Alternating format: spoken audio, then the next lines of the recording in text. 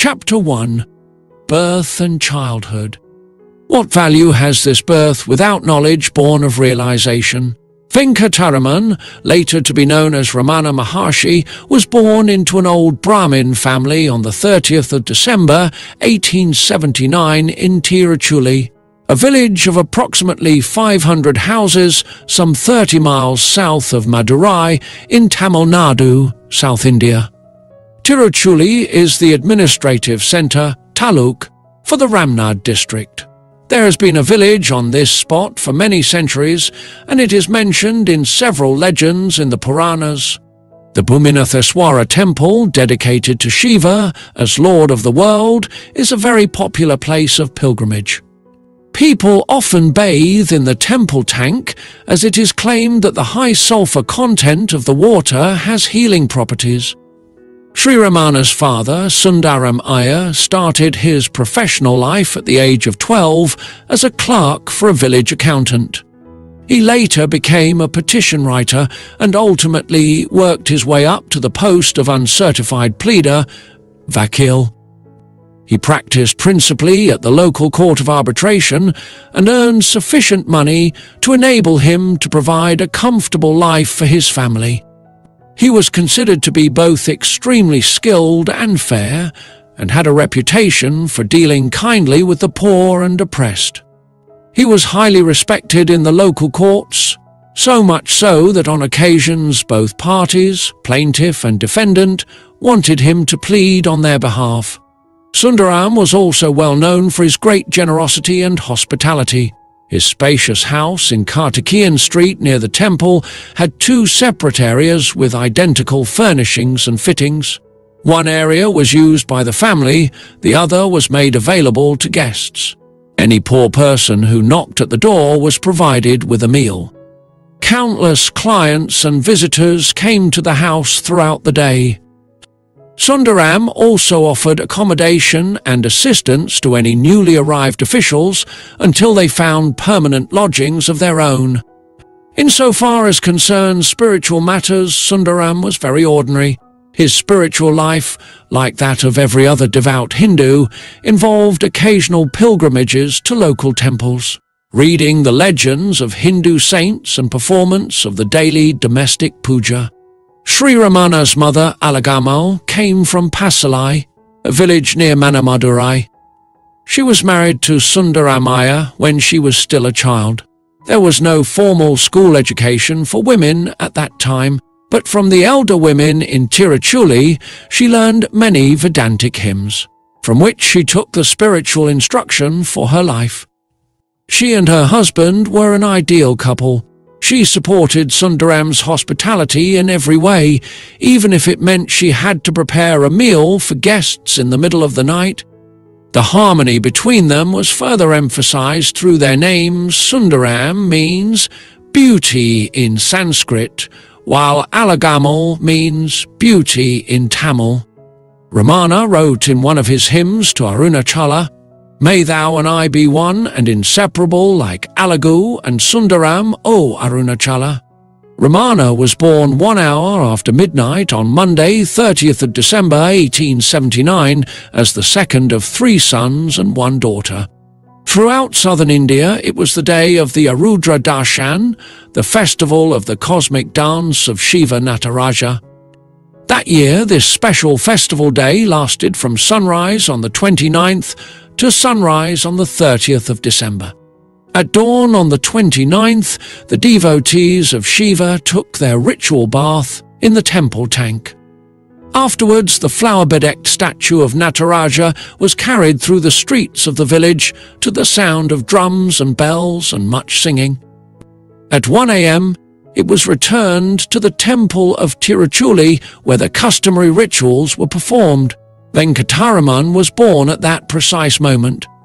It is recorded that a blind woman present in the delivery room had a vision of a wondrous light and said, "He who is born today in your house must be a divine being."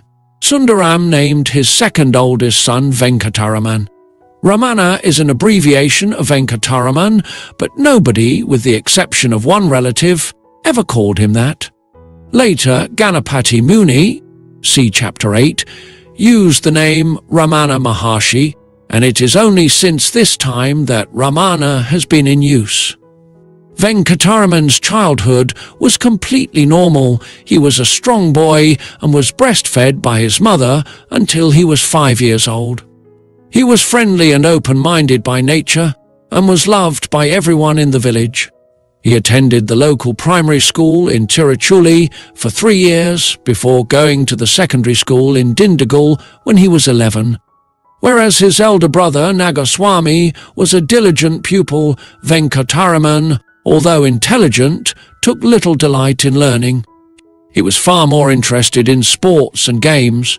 The Bhuminathaswara temple and its surroundings were his favourite playground. He liked to meet with his friends there at the temple tank. A phenomenon which remains unexplained even today is the change in water level in the Tamil month of Masi, mid-February to mid-March. With the waxing moon, the water rises approximately 12 inches a day for 10 days in a row, then subsides with the waning moon back to its original level. Ramana remembered how fascinated he used to watch this as a boy. In my boyhood days, all of us used to join together and draw on the steps some signs in order to see how much the water rose each day. It used to be amusing. The rising of the water used to start 10 days earlier before the full moon and used to submerge the steps at the rate of 1 step per day and become full by the full moon day. To us, it was great fun. Another of Ramana's playgrounds was the Gaundinya River near the Kalayar temple on the outskirts of Tiruchuli. There he and his friends used to swim or play together inside the temple area. Not a great deal is known about this period of Ramana's life, but what is known makes it clear that he was a lively boy who liked to play pranks. One day, when he was about 6 years old, he climbed up to the loft of his house along with some friends. The place was full of bundles of old papers and documents which his father had decided to store there and which related to lawsuits long since settled. The children took one of the bundles down and made a fleet of paper boats out of it, which they then sailed in the temple tank. When Ramana's father came home, he was furious, so Ramana quickly made himself scarce.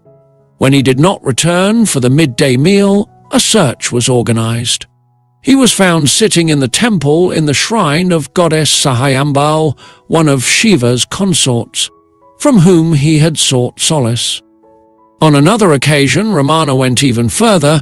He climbed into the house of a neighboring lawyer and carried away some papers he found in a cupboard, unaware that they were important documents relating to a court case. He invented a game for himself, distributing the documents to passers-by on the street as if they were advertising leaflets. When the lawyer returned home and saw what had happened, he demanded the papers back, but it proved impossible to recover many of them. Of course, when he told Ramana's father what had happened, the latter became very angry and shouted, "Undress the boy! Shave his head completely and give him only a loincloth to wear. Don't give him any food." How far the punishment was carried out is, unfortunately, not reported. Ramana, however, in addition to his predilection for playing pranks, also had a compassionate heart, as is illustrated by the following story, which he later recounted himself. One day he, referring to a neighbouring boy 3 years his younger, got a sugarcane and a knife, and as he could not cut it himself, he requested his brothers to help him, but they went away without heeding his request. He began weeping. I felt sorry for him. I took the sugarcane and tried to cut it. My finger got cut and began to bleed. Even so, I felt sorry for him because he was weeping and was a little fellow, so somehow I managed to cut the cane into pieces. I tied my finger with a wet cloth. The bleeding, however, did not stop. The rite of Upaniyama, putting on the sacred Brahmin thread, was performed when Ramana was around the age of 8. and he thus became a full member of the Brahmin caste, but still he showed no special spiritual inclination. Although this fortunate family was no more religious than any other, there was one peculiar feature in its history. An old family legend tells how one day an ascetic came to the house begging for food, but against all tradition, he was not treated with the proper respect and was not given a meal. The ascetic promptly issued a curse, stating that henceforth one member of each generation of the family would wander about begging as an ascetic like himself. This curse had its effect, because in each generation one member renounced worldly life to become a wandering ascetic. One of Sundaram Iyer's uncles on his father's side had taken the ochre robe, the staff and the water jug of a sannyasin, and had left to live life as a wandering renunciant and beggar. His elder brother Venkatesa also disappeared from the village one day, no doubt to embark upon the same path. He was never heard of again, and since that time Sundaram had been the head of the family. There are no indications that Sundaram Iyer ever thought that one of his sons would one day also leave home, and no doubt the thought never crossed the mind of the young Ramana either. Thank you for listening. Please subscribe to Biography Central channel and share with your friends. This will help us reach more viewers.